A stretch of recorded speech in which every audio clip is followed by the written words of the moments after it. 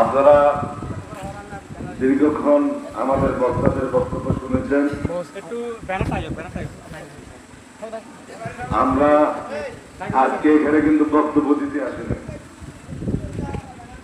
আমরা এখানে এসেছি এই 7, 8 এবং 9 নং ওয়ার্ড যুব দলের সঠিক নেতৃত্ব সৃষ্টি করার জন্য। আপনারা জানেন আমাদের বিএনপির ভারপ্রাপ্ত চেয়ারম্যান জনাব তারেক রহমানের নির্দেশ গত 17 বছর আপনারা যারা প্রবীণ বিএনপি নেতা আছেন তারা কেউ মনে করতে পারবেন না যুব দলের এভাবে ওয়ার্ড কাউন্সিল কোন সময় হয়েছে।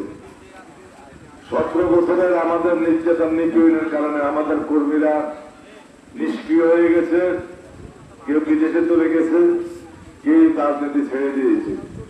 প্রিয় নেতা তারেক রহমানের এই যে কঠিন এক উদ্যোগ তৃণমূল থেকে নেতৃত্ব সৃষ্টি করে আনা তারে বা ধারাবাহিকতা আমাদের লাকসাম মনোরঞ্জনের প্রিয় নেতা জনাব আবুল কালাম ভাইয়ের নির্দেশে আমরা লাকসাম উপজেলা যুব দল জেলা নেতৃবৃন্দর পরামর্শে প্রতিটি ওয়ার্ডে মাইকিং করে ঢোল তবলা বাজিয়ে যুব দলের কাউন্সিল করার জন্য আমরা ইতিপূর্বে কর্মসূচি ঘোষণা করেছি।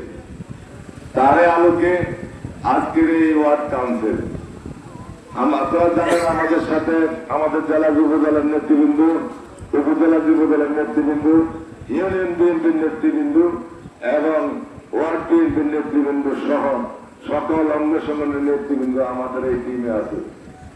আমরা চাই 7 এবং 8 এবং 9 নম্বর ওয়ার্ড এমন একটা নেতৃত্ব সৃষ্টি হোক যার আলোকে আগামী সংসদ নির্বাচনে তাদের নেতৃত্বে যুব দল নির্বাচনে অগ্রণী ভূমিকা পালন করবে।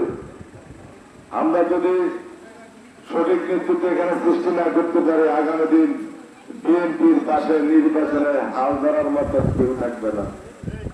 তারই আলোকে এখানে আমাদের কোন আত্মীয় স্বজন নাই, পরিচিত নাই, সবাই আমাদের প্রাণের কর্মী। আমরা সবাইকে নিয়ে রাজনীতি করতে চাই। এই ওয়ার্ডগুলি যদি সুসংগঠিত হয় ইউনিয়ন যুবদল সুসংগঠিত হবে এবং উপজেলা যুবদল সুসংগঠিত হবে। এই মুহূর্তে আমি 8 নং ওয়ার্ড যুবদলের কাউন্সিলের মাধ্যমে এখানের কাউন্সিলের কার্যক্রম শুরু করতে চাই। 8 নং ওয়ার্ড যুবদলের সভাপতি হিসাবে কে কে প্রার্থী আছেন সামনে আসেন। 8 নং ওয়ার্ড যুবদলের কে কে প্রার্থী আছেন আমার সামনে আসেন।